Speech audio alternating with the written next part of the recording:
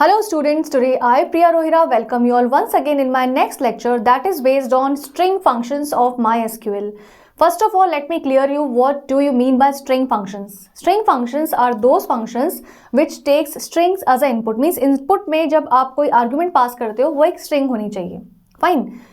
String functions comes in the category of scalar function और single row function. Single row function category में हमने 3 functions divide किए थे, math function, string function and date and time function. Math function हम already discuss कर चुके हैं. Now my next lecture is string function and in my today's lecture I am going to cover these following functions that is the part of according to your syllabus class 12th IP. Very important topic as you all know that the MySQL part covers 25 marks. 25 marks के question आपके MySQL में से आते हैं और string function में उसका एक इंपॉर्टेंट पार्ट है. Very simple topic is that, so focus on that topic. My first function that is uppercase, then lower, then mid. Mid में हम 3 फंक्शन हैं, तीनों फंक्शन सेम वर्क परफॉर्म करते हैं. Insert function left, right, length, L trim, R trim and trim. So these following function with example I am going to discuss in my today's lecture. So just check with my first function that is upper or U case. This function returns any string in the uppercase letters. Okay, for example, I have written select U case. So when you will see the output will be in capital that is hello. जो भी आप string देंगे उसको वो capital में convert करके बताएगा. Okay, now my next function is lower और एल केस. जैसे कि मैंने आपको बताया कि आप चाहे लोअर वर्ड यूज करें चाहे एल केस यूज करें, दोनों फंक्शन इसलिए बताए हैं क्योंकि एमसीक्यू में कई बार दोनों ऑप्शंस दिए जाते हैं तो दोनों ऑप्शंस करेक्ट हैं. फाइन. सो आप चाहे लोअर वर्ड यूज करें चाहे एल केस यूज करें, both performs the same manner. Fine. So यहाँ पे आपने लिखा सेकेंड एग्जाम्पल के लिए मैंने लिखा select L case and suppose I have written hello in the capital and the output will be in lower case that is hello. Okay, my next function is mid or subster or substring. तीनों same function as I have already discussed it with you कि तीनों का function same है, सिर्फ name अलग है, function same है, arguments लेने का तरीका बिल्कुल same है. Now what is the function of this? Mid function extract the sub part of your given string. Confusing लग रहा है? Have a look on the example. Suppose I have written select mid. Suppose मैं अभी mid से आपको example लेके बता रही हूँ, आप इन दोनों को भी try कर सकते हैं. मैंने यहाँ पे लिखा कोई भी string hello India. Fine. और यहाँ पे मैंने second argument दिया कि मुझे कौन सी पोजीशन से लेना है. मैंने suppose ले लिया 5th पोजीशन से. इसके दो तरह के एग्जाम्पल्स हैं. First example is this. Output में जब आप देखेंगे so what is my 5th position, 1 2 3 4 5th. After then मैंने कोई आर्ग्यूमेंट नहीं दिया तो 5th पोजीशन से लेके पूरा आपका आउटपुट आएगा that is O space and India. But if I am taking another argument, for example 5, 3. So what does it mean? It will start from the position 5 and the total number of character it should be 3. What does it mean? 1 2 3 4 5 and my 3 characters will be O. Space is also a character. Okay, so my output will be in that case OI. Okay, so first character, second is my space and third character. अगर मैं यहाँ पे 2 ही लिखती, so what does it mean? From the 5th position I need 2 characters. So one is O and another is space. So my output will be O. अब कई बार ऐसे confusion होता है, मैंने यहाँ पे 2 लिखा है, 2 कैरेक्टर्स आने चाहिए बट यहाँ पे सिंगल कैरेक्टर है. So I already told you space is also a character. Fine. Exam में ऐसे कंफ्यूजन वाले क्वेश्चंस आते हैं. So take care about the spaces specially. Fine. Another example, यहाँ पे मैंने 5 को मीन्स पोजीशन को पॉजिटिव बताया है. दैट मीन्स कि मैं यहाँ से पोजीशन आगे से काउंट करूँगी. अगर आपको पीछे से काउंट करनी हो तो आप यहाँ पे क्या करेंगे, -5 डालेंगे. अब इसको कैसे कैलकुलेट करेंगे वो देखो. यहाँ से काउंट करेंगे 1 2 3 4 5 means from I need 2 characters that means IN. then my output will be IN. So minus और प्लस में एक ही डिफरेंस है, प्लस में आप आगे से काउंट करेंगे, number of characters will be same, वो माइनस में नहीं होगा, वो हमेशा पॉजिटिव ही रहेगा। सिर्फ पोजीशन को आप प्लस और माइनस बता सकते हैं, बट अब माइनस में करेंगे तो आप पीछे से काउंटिंग शुरू करेंगे, बट नंबर ऑफ कैरेक्टर्स ऐसे ही लेंगे। कई बार स्टूडेंट ये गलती करते हैं, जैसे मैंने पीछे से लिया तो आउटपुट को क्या बता देते NI, नो, आउटपुट आप आई से ही शुरू करेंगे एंड यहीं से काउंट करेंगे total number of characters. Okay, my next function is Insta function.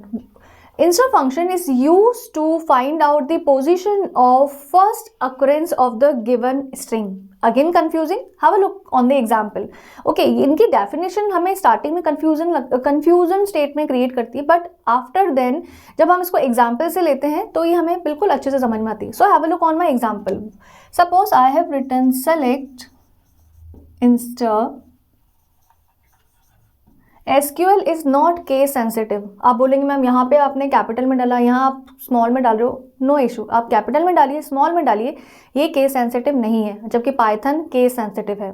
Okay, यहाँ पे मैंने कोई भी स्ट्रिंग डाली, मैंने डाली hello India hello,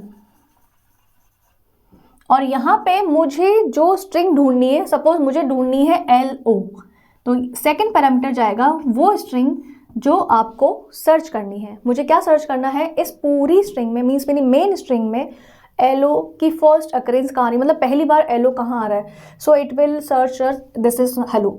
so count the characters 1 2 3 4, this is the fourth, तो आपका आउटपुट आएगा 4.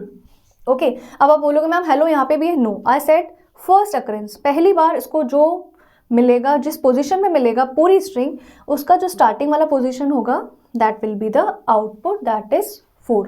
इंपॉर्टेंट फंक्शन एग्जाम में कई बार पूछा जाता है, ये दोनों फंक्शंस बहुत इंपॉर्टेंट है, एग्जाम में कई बार पूछे जाते हैं.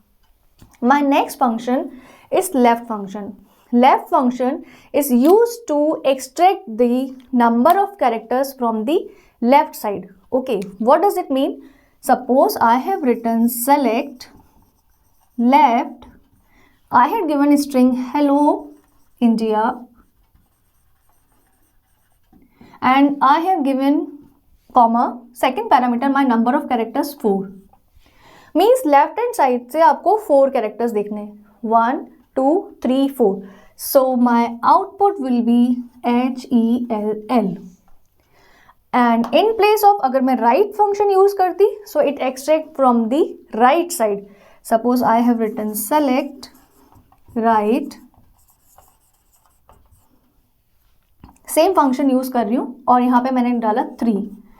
Okay, so it will tell from the right hand side 1 2 3. So my output will be DIA. Okay, so left function extract from the left side number of characters and right function extract from the right side number of characters. Fine. My next function is length function. Length function is used to count the total number of characters in your given string including spaces. How it's work? Suppose I have written select length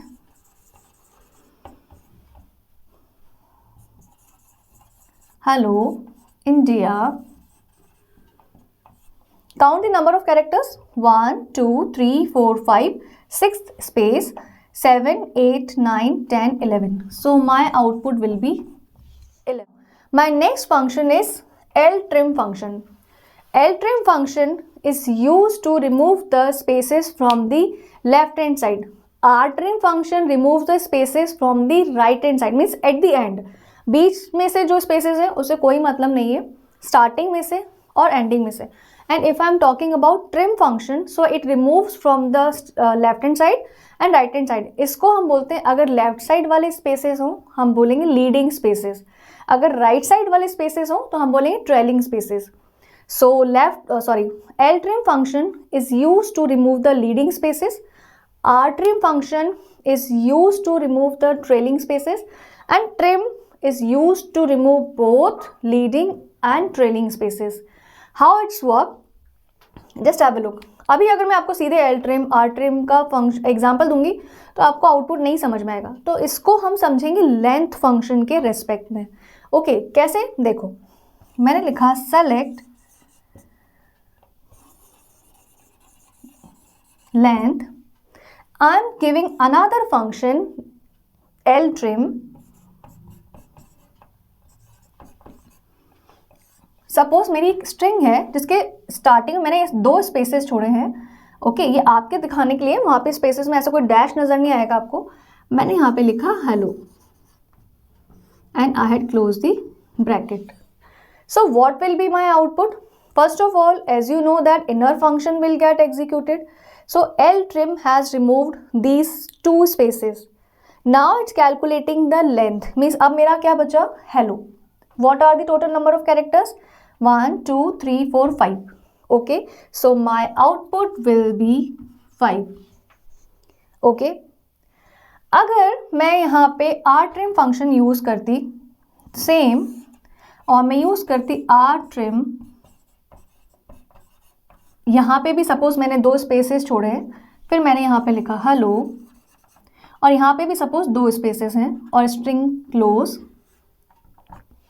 so what will be my output? R trim है, सो trailing spaces को remove करेगा, मीन्स ये दोनों तो remove हो गए but it will still exist. So what is the total length of my string? 1, 2, 3, 4, 5, 6, 7. So my output will be 7. But now I wish कि both leading and trailing spaces I want to remove in my one statement. Fine. So in place of L trim or R trim, I will use only trim. And in that case, अगर मैं same string डालती, so my output will be ये 2 spaces remove, ये दोनों spaces remove. What is my string? Hello. 5 characters are there, so my output will be 5. So here students, I had covered all the string function given in your syllabus. I guess with the examples all the topics are clear. Still, if you are having any doubts, you can ask me your doubts in my comment section. Thank you once again. We will meet you once again in my next lecture. Thank you. Bye bye.